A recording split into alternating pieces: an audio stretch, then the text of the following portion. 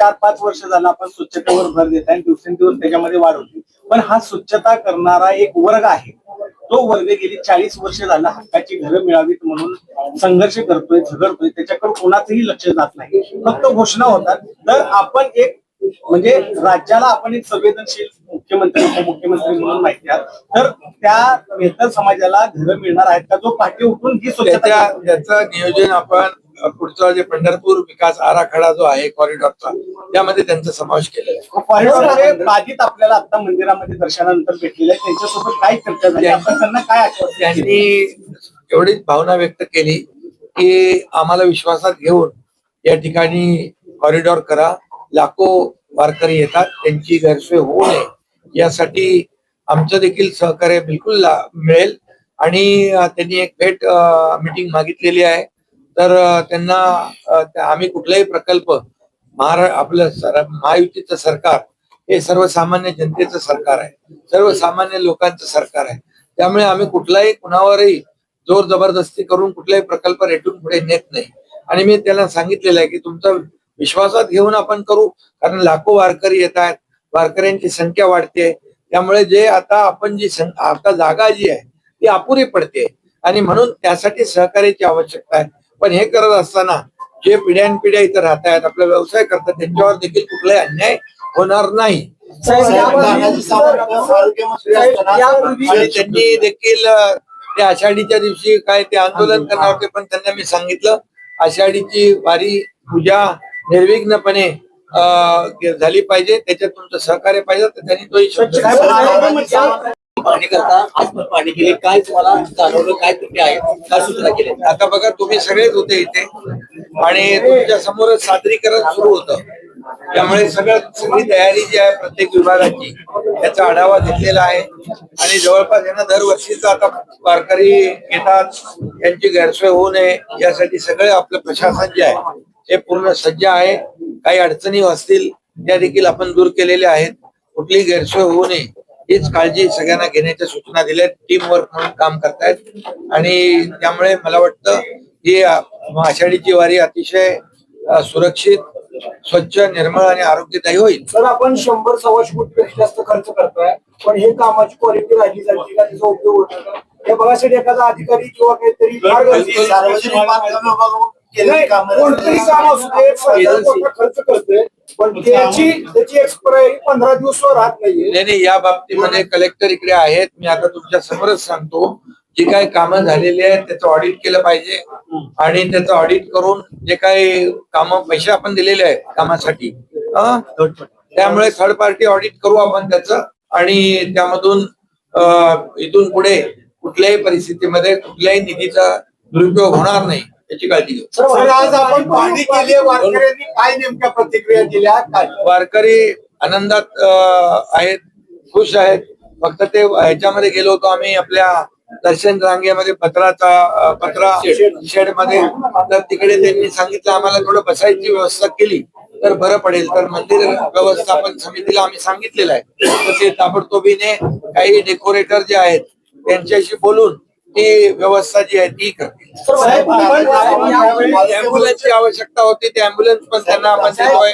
त्या ठिकाणी ज्या काही मशिनरी लागणार आहेत, जेटिंग मशीन आहे, सक्शन मशीन आहे, ती देखील त्याची व्यवस्था करण्याच्या सूचना दिलेल्या आहेत इतर महापालिकांकडून. आणि मला वाटतं रस्त्याची व्यवस्था सुस्थितीत असणं, काही खड्डे भरायचे असेल तर आरएमसीने भरायला मी सांगितले PWD ला, आणि कलेक्टर स्वतः त्याचं मॉनिटरिंग करतील या सगळ्या यंत्रणांचं. त्यामुळे मला वाटतं या ठिकाणी कुठलीही गैरसोय होणार नाही, कारण मागच्या वर्षापेक्षा या वेळेचं नियोजन आणि जे काही त्या नियोजनामध्ये वाढ केलेली आहे, स्वच्छते गर्दी जास्त होईल अशी अपेक्षा आहे. आणि त्यामुळे आणखी 300 लोक सुमितला आम्ही वाढवायला सांगितलेले आहेत स्वच्छतेमध्ये. त्यामुळे कुठेही स्वच्छतेमध्ये कॉम्प्रोमाइज होणार नाही. फुटपाथ, रस्ते, आतली गल्लीबोळं, टॉयलेट जे आहेत ते ठेवलेत, त्यांना व्यवस्थित पाणी फ्लश होत आहे की नाही तेही बघण्याच्या सूचना दिलेल्या आहेत. मी स्वतः मोबाईल टॉयलेट पाहणी करून आलेलो आहे, जे स्वच्छ नीटनेटके आहेत.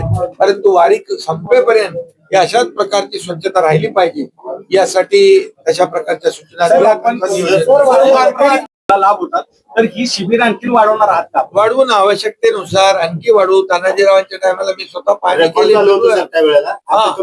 आणि कुठे आरोग्य मंत्री महोदय आपल्या टीमला सांगून टाका कुठे आणखी आपल्याला करायचं आहे ते काय फटाफट तयार होऊन इमिजिएट लगेच चालू करू आपण. सूचना करा, करून टाकू. चालू आहे आणि असं कोल्हापुरात 3 ठिकाणी चालू आहे. तुमच्या नेमाची चालू होतं मुख्यमंत्री असताना अशी 3 आता चालू आहे. अजून वाढवायची असेल आपण वाढवूया.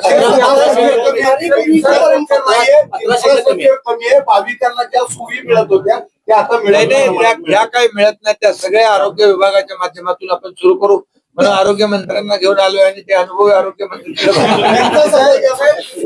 सरकार घेणार. पंढरपूरच्या चंद्रभागा नदीमध्ये 4 पाळ्या सोडल्या जायच्या.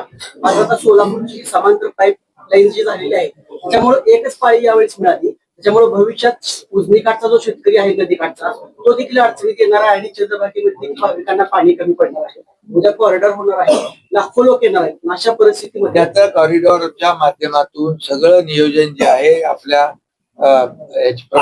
आराखड्यामध्ये आहे त्यामुळे कुठेही काही कमी होणार नाही याची आपण काळजी घेतो. वारकरी महामंडळ वारकरी महामंडळ नुसतं वारकरी महामंडळ नाव आहे, अधिकारी नाहीये बरोबर, ठीक आहे. त्याच्या बाबतीमध्ये नक्की विचार करू. मुख्यमंत्री महोदयांची मी स्वतः बोलतो आणि या बाबतीमध्ये आपण मंदिर समितीचं पुनर्गठन कधी होणार आहे? गेली 7 ते 8 वर्ष झालं मंदिर समिती तीच आहे. आता या आषाढीला तर त्यांना काम करू द्या.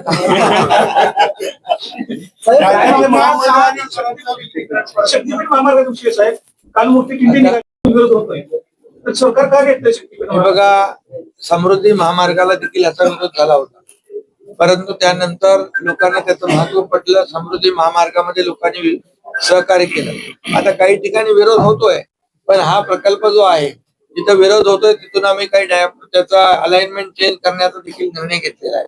परंतु जिथं लोकांना कळतंय की बाबा याचा फायदा होणार आहे तिथं लोक येत आहेत स्वतःहून. सर, राज्यातला सर्वात मोठा पक्ष आता आपला शिवसेना बनलेला आहे. सगळ्यात जास्त खासदार आपल्याकडे आहेत. पुढचं देवाकडे काय अजून देवाकडे कोणता आशीर्वाद पाहिजे? हे बघा, देवाकडं मागणं आम्ही हेच मागतो की बळीराजाला सुखी ठेव, शेतकरी आमचा अन्नदाता आहे, चांगला पाऊस पडू दे, सगळ्यांचं म्हणजे समृद्ध होऊ दे. शेतकरी बळीराजा कधी पण आम्ही शेतकऱ्यासाठी बळीराजा हा आमचा सगळ्यात महत्वाचा घटक आहे आणि म्हणून मी नेहमी म्हणतो सरकारच्या तिजोरीवर पहिला अधिकार बळीराजाचा आहे आणि त्याला सुखी करण्याचं साकडं घातलेलं आहे. 2029 महाराष्ट्रातल्या सर्व जनतेला सुखी करणं, महाराष्ट्राचा विकास भरभराट होऊ द्या अशा प्रकारचं परमेश्वराकडे पांडुरंगाकडे 2019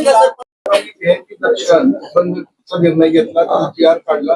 परंतु अनेक लोकप्रतिनिधी आग्रह करतात की आमच्या कार्यकर्त्यांना सोडवून आज आपण उपमुख्यमंत्री असतात की मुखदर्शन घेतलं. आपला हा दर्श इतर लोकप्रतिनिधी घेतील का? सगळ्यांनी घेतला पाहिजे. मी मगाशीच म्हणालो की इथं VIP आम्ही कोणी नाही, इथला VIP हा पांडुरंगाचा वारकरी आहे. सर, आणि कॅनॉय बंद करायला बनवाय म्हणून मी मगाशी आलो तर आम्ही सांगितलं 4-5 गाड्या सोडा, बाकी लांब बंद करा. अजून अडचणी कलेक्टर आहेत, कलेक्टर SP ह्याचं मॉनिटरिंग करतील ज्या माध्यमातून वारकऱ्यांना कुठली गैरसोय होणार नाही. मागच्या वेळेस आलो तर आम्ही त्या बुलेट गाडीवर गेलो. आता गर्दी नव्हती जास्ती म्हणून आम्ही गाड्यांनी गेलो. परंतु कुठल्याही परिस्थितीमध्ये वारकऱ्याला त्रास होणार नाही, त्याची गैरसोय होणार नाही, जबाबदारी सरकारची आहे आणि प्रशासनाची. ते आम्ही पार पाडू.